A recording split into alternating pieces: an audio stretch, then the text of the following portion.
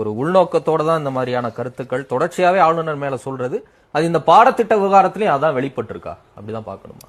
முதல்ல அவர் சொன்னது நான் பார்த்தேன். அவர் எங்கேயும் தமிழ்நாடு ரொம்ப மோசமா இருக்கு, இது லாயக்கே இல்லை, அந்த மாதிரியான வார்த்தைகள் பயன்படுத்தல. அப்படி சொல்லல. இதை கம்பேர் பண்ணும்போது அது பெட்டரா தேசிய பாடத்திட்டத்தை விட இது மோசமா அப்படின்னு சொல்றாங்க. இப்போ நான் தமிழ்நாடு சிலபஸ்ல சமச்சீருக்கு முன்னாடி இருந்த மெட்ரிகுலேஷன் ஸ்கூல்ல தான் படிச்சேன். 11th 12th 10th வரைக்கும் எல்லாமே அதுல தான் படிச்சேன். அதனால தமிழ்நாடு பாடத்திட்டம் மிக மோசம் அப்படின்ற கருத்தை அவரை தெரிவிப்பாரே, ஆனால் அதை நானும் கூட எதிர்ப்பதற்கு தயாராக இருக்கிறேன். ஏனென்றால் இந்த கல்வியின் மூலம் நம்மளும் படிச்ச மேல வந்திருக்கோம். இப்ப விவாதம் என்னவென்றால், இப்ப இவர் சொன்னாரு உங்க முதலாளி அப்படின்னு சொன்னாரு. இவங்க முதலாளி குடும்பம் நடத்தக்கூடிய பள்ளிகள் ஏன் சிபிஎஸ்இ பள்ளிகளை நடத்துகிறார்கள், தமிழக வழி சிலபஸ்ல நடத்துவதில்லை? இது முதல் கேள்வி. இப்போ ஐஏஎஸ் பாலச்சந்திரன் ஐயா பேசுற இதை யாரு சர்டிஃபை பண்றா அப்படின்னு சொன்னா, திமுகவில் இருக்கக்கூடிய முதல்வர் குடும்பம் முதற்கொண்டு மூத்த தலைவர்கள் எல்லாருமே எதனால் சிபிஎஸ்இ பள்ளிகளை நடத்துறாங்க. நீங்க சொல்ல அது அவங்களுடைய தனிப்பட்ட விருப்பம், அது பிசினஸ், இது அரசியல்ல கலக்கக்கூடாது அப்படின்ற வாதத்தை நீங்க வைக்கலாம். அப்போ நீங்க அன்பில் மகேஷ் அவர்கள் தமிழ்நாடு சிஸ்டம் தான் பெஸ்ட்னு சொல்லக்கூடியப்போ உங்களுடைய தலைவர்கள் நடத்தக்கூடிய பள்ளிக்கூடங்களை ஏன் நீங்கள் தமிழக மெட்ரிக் சிலபஸ்ல நடத்துவதில்லை அப்படின்றது முதல் கேள்வி.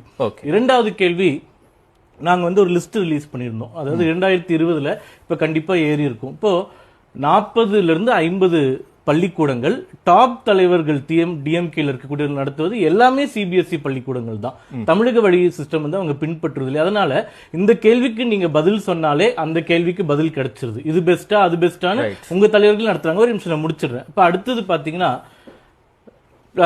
+1 +2 சிலபஸ்ல ஒரு உதாரணம் சொல்றேன். இப்போ இந்தியன் கம்பெனிஸ் ஆக்ட் 2013 அப்படி அந்த கம்பெனி சம்பந்தமாக நிர்வகிக்கக்கூடிய சட்டங்கள் படிக்கக்கூடிய அந்த சட்டம் மாற்றப்பட்டது காங்கிரஸ் ஆட்சியில் 2013. அதுக்கு முன்னாடி கம்பெனிஸ் ஆக்ட் 1956 ஒன்று அமல்ல இருந்தது. அதை நம்ம எல்லாருமே படிச்சுட்டு இருந்தோம். இங்க 11th standard 12th standard commerce படிக்கக்கூடிய குழந்தைங்களுக்கு காமர்ஸ் சப்ஜெக்ட்ல கம்பெனிஸ் ஆக்ட் தான் மெயின் பாடமே. அது கிட்டத்தட்ட ஒரு 10 லெசன்ஸ் கம்பெனிஸ் ஆக்ட் பேஸ் பண்ணி வரும். 2013 சட்டம் மாற்றப்பட்டது. 2018 வரைக்கும் தமிழ்நாட்டில் 11th 12th படிக்கக்கூடியவர்கள் 1956 ஆக்ட் தான் படிச்சாங்களே தவிர 2013 ஆக்ட் படிக்கல. அதே மாதிரி நீங்க கம்ப்யூட்டர் சயின்ஸ் சப்ஜெக்ட் நீங்க எடுத்துட்டீங்கன்னா விண்டோஸ் எக்ஸ்பின்னு ஒரு ஆப்ரேட்டிங் சிஸ்டம் இருக்கு. அது நம்மலாம் சின்ன வயசுல ஸ்கூல்ல இருக்கும்போதே பார்த்து யூஸ் பண்ண ஒரு ஆப்ரேட்டிங் சிஸ்டம். 2018 ஆண்டு வரைக்கும், அதுக்கப்புறம் ஒரு 10 அப்கிரேடேஷன் வந்ததுக்கு அப்புறமா கூட கம்ப்யூட்டர் சயின்ஸ் 11th 12th படிக்கக்கூடிய மாணவர்கள் அந்த விண்டோஸ் எக்ஸ்பி தான் படிச்சுட்டு இருந்தாங்க. அப்புறமா சிலபஸ் மாற்றப்பட்டது. இது நான் தமிழ்நாட்டு சிஸ்டம் மோசமா இருக்குன்னு சொல்ல வரல. இதே பல மாநிலங்கள் இதுக்கு பின்னாடி கூட படிச்சுட்டு இருந்திருப்பாங்க. இல்ல பல மாநிலங்கள் நான் தான் சொல்றேன், இதுக்கு முன்னாடி இருக்கிறது கூட படிச்சுட்டு இருந்திருப்பாங்க.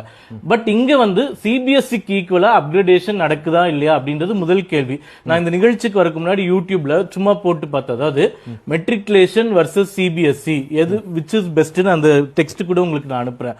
முதல்ல ஒரு 6 வீடியோ வந்தது. 6 வீடியோலயும் கட்சி சார்ந்தவர்கள் யாருமே இல்லை. எஜுகேஷனலிஸ்ட், பொதுமக்கள், ஒரு பேரண்ட், இவங்க பேசக்கூடியவர்கள் எல்லாருமே இங்கிலீஷ் மீடியம்னு நீங்க எடுக்கிறீங்கன்னா சிபிஎஸ்இ நீங்க எடுங்க அப்படின்ற ஒரு கருத்து முன்வைக்கிறாங்க.